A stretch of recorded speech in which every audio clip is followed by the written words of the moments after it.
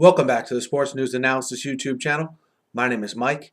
I'm continuing my 2014 free agent rankings, and this video is for who I see as the top 10 tight ends available in the 2014 free agent class. Tight end, a position in the NFL that's really come to the forefront here in about the last 5 years. As far as what teams look for in a tight end, they're certainly difference makers and have changed the way a lot of defensive coordinators have decided the talent to pick on that side of the ball as well. But we'll get right into the list here. With number 10, I have Ben Hartsock, most recently of the Carolina Panthers. And you might be shaking your head and saying, Ben Hartsock, is this guy kidding me? And I'm not, because while the NFL has trended towards the league where the tight end role is more of a pass-catching role, Ben Hartsock is a guy that's far and away the best blocking tight end in the NFL, if you look at the numbers. And I think he's a guy that can definitely fill a role on a team that likes to run the ball, like a Carolina Panthers, or maybe a San Francisco 49ers, or Seattle Seahawks. There's still value in a guy that can block from that position and essentially be, another tackle out there on the field. So I have Ben Hartsock, really my only block first guy on this list, in at number 10. At number 9, I have Garrett Graham, who played last year for the Houston Texans. He'll be 28 years old at the start of next season. And Graham, of course, was the backup to Owen Daniels. And upon Owen Daniels getting injured, I think Garrett Graham, gave a lot more than people thought. He had close to 550 yards receiving. He had 5 touchdowns. He's a guy that I can think at minimum be a very good part of a two-man platoon at the tight end position. And if you're looking for a steady, consistent pass catcher and not looking to spend a lot of money, I think he's a guy that could even be a feature tight end on a team, certainly. But I have Garrett Graham in at number 9. And at number 8, I have Andrew Quarless. And Andrew Quarless, again, filled in for Jermichael Finley once he went out with his neck injury. Quarless from Penn State was drafted in 2010 by the Packers, is only 25 years old. I think that's going to make him intriguing. He's a pass-catching tight end, not much of a blocker as of yet. Some rumors that Quarless, who's from Brooklyn, New York, may team up with Ben McAdoo, who was the quarterback's coach last year in Green Bay, who's now the Giants' offensive coordinator. So look for that matchup. Look for that possible match with Quarless being on the market, the Giants looking for a tight end, and certainly the connection there with McAdoo. And at number 7, I have Fred Davis. And Fred Davis, 28 years old. He's a guy who showed flashes, showed the talent that we all thought he had coming out of Auburn. He hasn't been able to stay on the field consistently, though, because of injuries. This is a guy that teams can get, to me, at a very low price if they're willing to take a risk. And who knows, maybe a guy that actually stays healthy, reaches his potential on a one-year show-me type of contract. And at number 6, I have Scott Chandler. And, Scott Chandler's a big target, 6'7", big guy, close to 265, 270 pounds. Was really, I thought, a valuable weapon for Thad Lewis and E.J. Manuel in Buffalo. I mean, he had over 650 yards receiving and 5 touchdowns. A guy who can definitely hold his own blocking as well. And if you're looking for a safety valve type tight end who's excellent in the red zone and who could contribute blocking, I think Chandler's a pretty intriguing guy here. Granted, he is close to 30 years old. He is 29.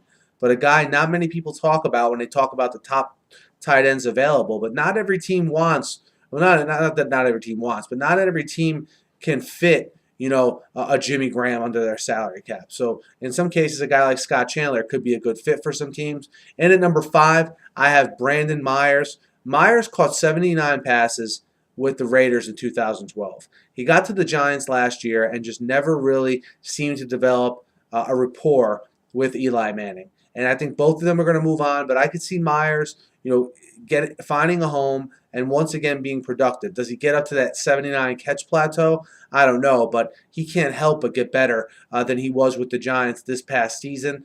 And at number 4, I have Jermichael Finley, and there's a lot of question marks surrounding his injury status. There's no doubt about that. Whether he'll ever be truly 100% remains to be seen. But I just think based on his past production, the fact that he was playing very well in the first half of the season in 2013 before his injury, and his overall talent, which I think is very high, and his ceiling is very high. That to me is enough to land him at number 4 on this list. And look, I hope he can be back to being the Jermichael Finley that was on the precipice, I think, of being one of the top 5 tight ends in the NFL. In at number 3, I have Brandon Pettigrew from the Lions. If there's a guy that sort of encapsulates what the Lions have been about for the last 5 years, I think Brandon Pettigrew is one of those guys, certainly on the offensive side of the ball. Uh, Very talented guy, big target, okay?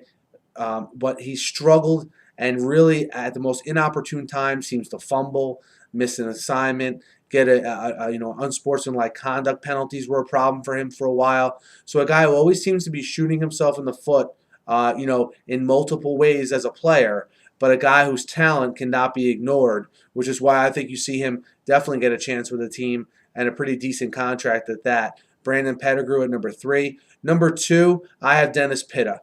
If you want to look at why Joe Flacco to me struggled this season, it was because he didn't have Dennis Pitta at his disposal and Anquan Bolden. I think Pitta was a big part of that. If you watch down the stretch in 2012, he was an integral part of that Super Bowl run.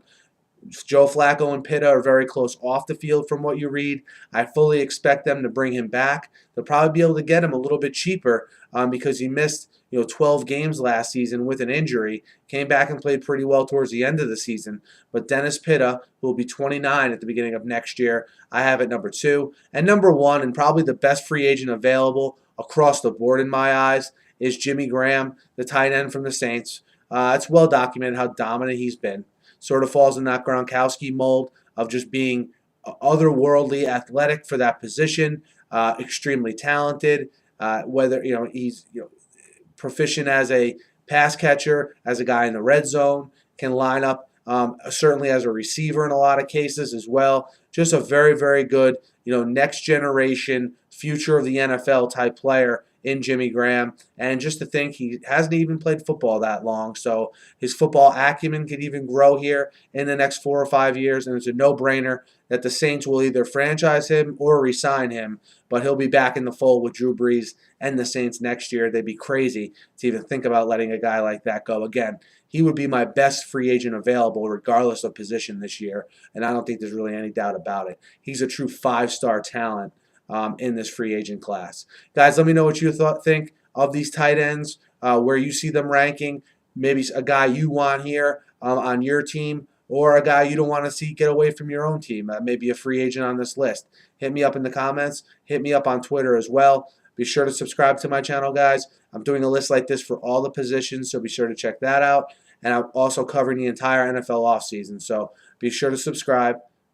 It's completely free. Thanks for listening, and have a great night.